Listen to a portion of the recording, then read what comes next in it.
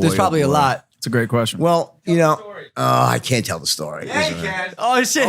His son's telling him to tell the story. You got a story? Well, He's got the worst story ever. Yeah, it's pretty bad. I mean, I'm gonna be honest. You're on the number one podcast. I don't know if you guys in the are. world. How old are you guys now? I'm fucking. You gotta be over 30. I think. I am 34. We got one. 34. So I'll tell you the sort of a bridge where you tell me how raunchy you want this to I go. want it. We want it. Full fucking. Let me give you a quick FTC violations here. I think. Let me give you a quick preface, Jordan. Yeah. That mic was once down Riley Reid's throat. We had a porn star talking about blowing her Uber driver. Right, but we have talked about prepping for anal on this show. Jordan. Riley You're quoting Reid, one episode. We had porn stars at this event, by the way, and they froze in horror. Just so you know, Wow. the porn stars. They said I had a girl Hey, buckle up, yo. a blue chip hooker for 8 years. Right, we used to classify hookers like stocks. So the best ones were blue chips. Right, then we had the Nasdaqs and the pink. The blue chip goes. I'm doing this for 10 years. I've never seen anything as disgusting as that. All right, I'm ready. Go ahead, roll it out. I'm ready for this shit. So, as the story goes, right? So, getting married, big deal, right? Rent a private jet, fly 100 Strat nights out there, right? And actually, some came Taylor. We took a bunch of hookers with us, right? Like probably 40, 50 from New York. But then we got others from around California, from Vegas, right? We had New York police officers, right? So it was like 100 Strat nights, 100 hookers, right? Another 50, 100 got recruited in Vegas. And we had them all shapes and sizes, from the bluest of the blue chips to the most disgusting pink sheet streetwalkers, like OTC, the OTC girls. face of a sheepdog, shoulders of an NFL linebacker, right?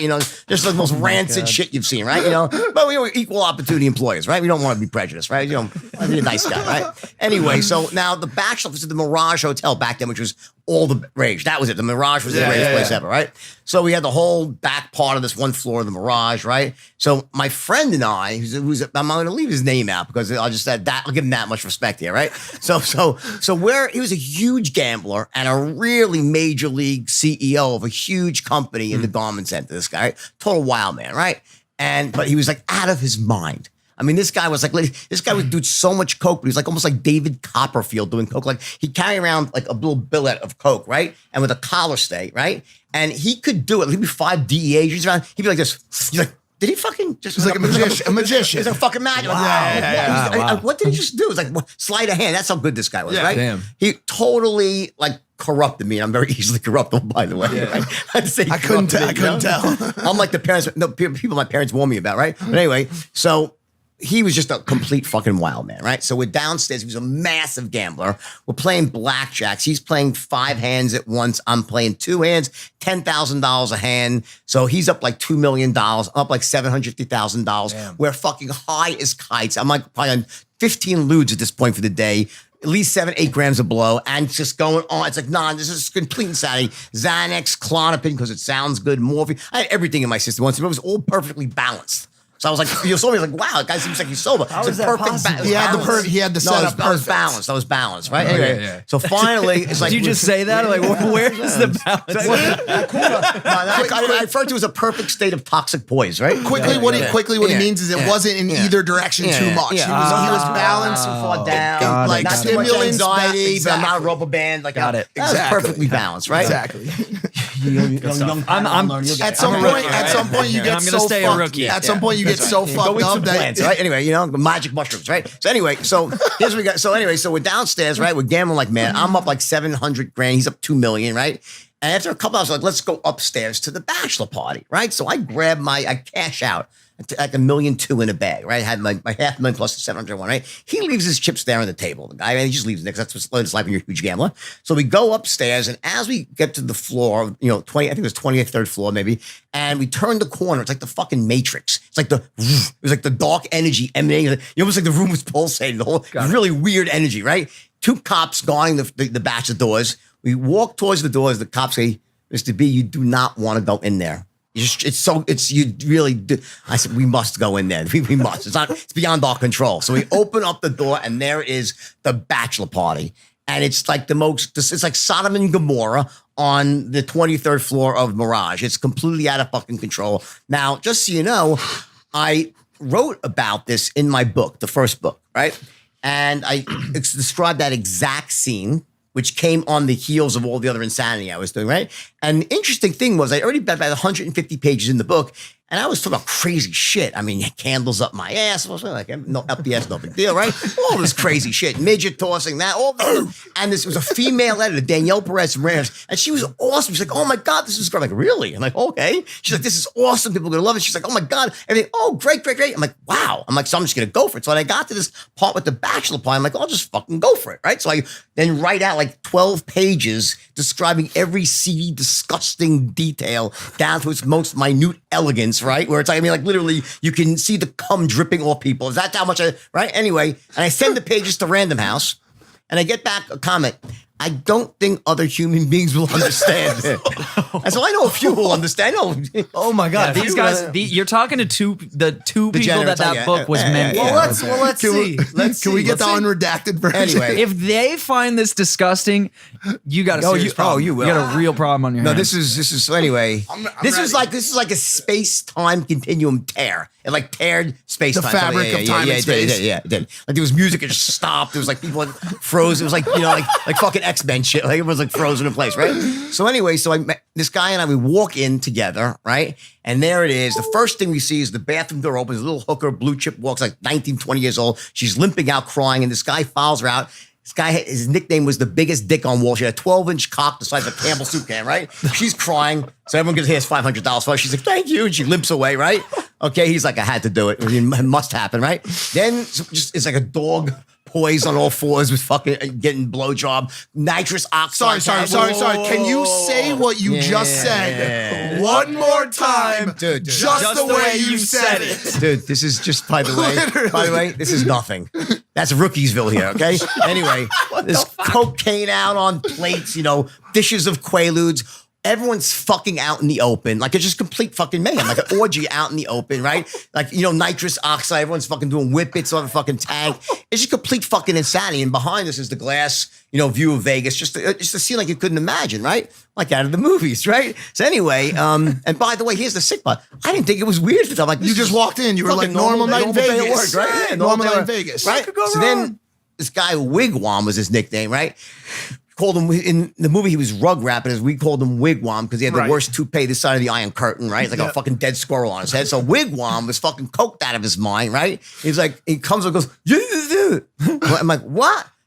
Ellie, my friend understood Lude's, I should say name, understood Lude speak, right? He goes, he said, check this out. He's like, he brings us to the back. We walk through a series of fucking naked bodies of hookers and insanity. Get to the back, and there at the back of the room, I see the single most disgusting thing ever going on. There's a total like this. It's like, by the way, thank God this was the before Me Too generation, right? I don't condone this, all you Me Too, but I swear to God. Thank you for that. The review team will love that. Yeah, that'll take care of everything you just said. Anyway, okay. So, okay. Make a long story short, or make a short story long, right? There's a girl on a stool, a pink sheet hooker, truly with the face of a sheepdog, with missing teeth, whole fucking thing. And there's like 20, it's just really bad. There's like 20 guys lined up, to bang her, and they're all banging her without condoms. All right? So they're lined up, one guy's banging her, and of course you have to look to see. Like, why not, right? So you're like, oh, what the hell's that? And we look, and you're like, this guy pulls out, it's like and it's like the grossest, most disgusting pussy in the world. Like, it's like, this is like the ultimate vile pussy. Right? Like 15 people in there and they're still going on, right? Anyway, boy, my wife's gonna be mad if you're telling the story. I know I'm in deep shit right now. She's not here, right? How could you do this? No, she doesn't care for me, no. Anyway, here go my corporate sponsors, right? So, all right. Yeah, we don't have too many of I'm them gonna to start lose my own here. podcast. I'm not telling these stories, right? This is for my young generation, right? Don't do this at home, kids. It's not good. Don't do it anywhere, probably. Right? Okay. Anyway, Never. Yeah. Anyway, so Except Vegas. no, It's about to get so bad. it's pretty bad. So, He's saying it's gonna get worse. oh yeah. Anyway, so my friend is sitting next to me, and it's like this just disgusting scene. The music is playing, blasting. What Everyone's music, by the dead. way, just so I can Sly and imagine? the Family Stone, Everyday People's fucking blasting in the Everyday background. Right. People. Fucking girls are dancing this way and that way, boobs are fucking out swinging.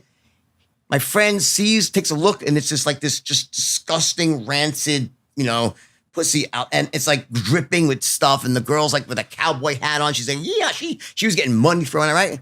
And he reaches over to like, sees a Dom Perignon bottle. He goes, all right? Waits, and he goes, go, and drinks it out in front of 150 people. He bent down and drunk it out. At that point in time, okay, literally everything in the room stopped. It was like the mute. It was like someone pressed a pause button. All right. And it seriously like tore the fabric of space. And then after he did a gargle and a formal bow, and everyone clapped and cheered, right? And just so you know, and this is a message to everyone real seriously. Like obviously this is 30 something years ago, right? But you don't get there. You get there like one little step at a time. Yes. Like we didn't think it was that. It was nutty, but it was like, here's what happened. We were in this situation where everyone was young, everyone was making massive money. It was about how low can you go? What was the next low? Because if something happened, right, then okay, well, fair enough. What can you do worse? Like, what can you do? It's more extreme. After a while, you're basically running out of things to do, so you're inventing insanity. So it was like these insane acts because you had to outdo the one before. So it's almost like you start edging on this like pagan, ritualistic, like it's like Rome. It's like honestly more. It's like, okay, so it's more like when you're running an organization that large, it becomes its own self-contained society. It does. There's, births, deaths, marriages, affairs, there's love, there's hate, there's it's every emotion, every relationship going on within this organization, right? Thousands of young kids all making millions of bucks, right? So, hello? Mom? Who called? Mom, who was it? All making a ton of money, right? So, what happens is it's like almost like it was like Rome, and this was like the Colosseum. The mob needed to be entertained. The mob, to stay together, the mob needed a spectacle, right? And my partner Danny was Donnie in the movie he was like the Knights. He was head of the Knights Templar. They go around and like search for acts of depravity to just bring into it was really just really nuts. So that was really how it started, and it sort of did. By the way, that was not the end. That was very early on. Things got much worse after that. Wow. That was just a point. So I saw that, and I was like, I was so revolted. It really was, right? And I left. I said, I got to go. And I left the party, right? It's too much for you. It was too much. It was disgusting, right? The whole thing was disgusting, right? All right. And I went downstairs and I said, took 5 Xanax or maybe 10 Xanax probably back then and passed out. Wake up at 6 o'clock in the morning. And my friend who had done that, right? He's shaking my shoulders. He's like, we got to get out. It's too depraved. I'm like, you're telling me it's too fucking depraved. We got to go. This place is evil, right? So, all right, when I take a shot, I go to the safe to get my $1.2 million.